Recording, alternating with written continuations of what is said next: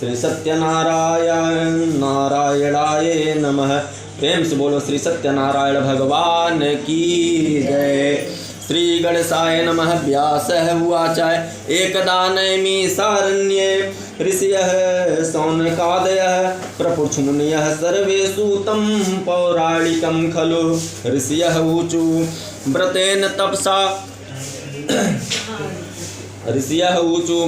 तपसा किं वा प्राप्तये वाञ्छितं फलं तत्सर्वं श्रोतुमिच्छामः कथयस्व महामुने। सूत उवाच नारदेनैव सम्पृष्टो भगवान् कमलापति सुरथ तच्छ्रुतस्मायिता। एकदा नारदो योगी परानुग्रह कान्यचरण पर्यटान विविधान लोकान् मृत्युलोकमुपागतः।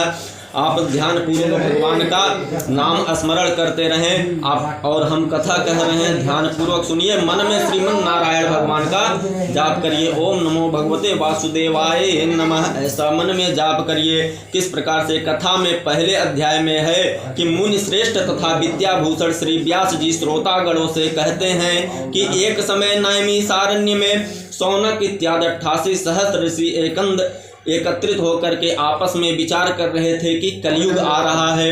इस युग में प्राणियों को महान दुख प्राप्त होगा, अतः इस दुख से लोगों को बचाने के लिए क्या उपाय करना चाहिए। तब उसी समय व्यास जी के परम शिष्य पौराणिक सूत जी उस स्थान पर आते हैं। तब सूत जी को देख करके सभी लोग उनको श्रद्धा पूर्वक प्रणाम करते हैं। प्रणाम करने के बाद उनको उचित आसन दे करके, पवित्र आसन दे करके उनका पूजन करते हैं। फिर सूत जी से बोलते हैं कि हे भगवान, इस समय आपका आना बहुत ही उत्तम हुआ है। हम शोक सागर में डूब रहे थे। किस प्रकार से कि राम विरह सागर मह भरत मगन मन होत विप्र रूप धरि पवन सुत आय गयो जिमि पोत। अर्थात हम लोग शोक सागर में डूब रहे थे। कौन कह रहा है?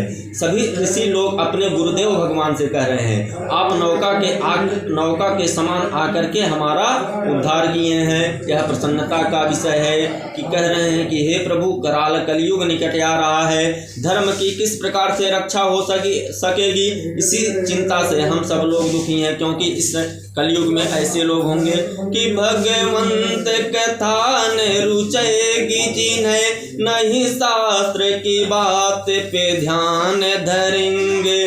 पढ़ के अंग्रेजी कहाएंगे साहब, होटल में मदपान करेंगे।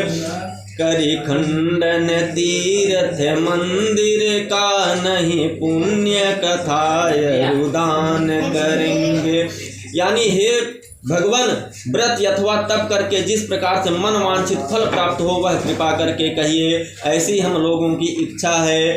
तब शौनकादि ऋषियों की प्रार्थना पर श्री सूत जी बोले कि हे ऋषि लोग, आप धन्य हैं। आप जैसे ही मनुष्य सत्य पुरुष कहे जाने के योग्य हैं, जो कि परोपकार के लिए चिंता करते हैं और दुष्टों से कष्ट पाने पर भी उनको सुख ही देते हैं।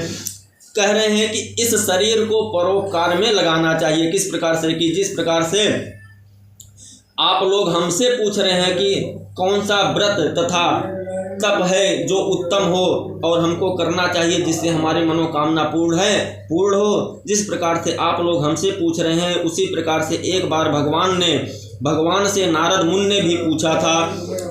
जिस प्रकार से भगवान ने नारद मुनि को उत्तर दिया था, उसी प्रकार से मैं आप लोगों के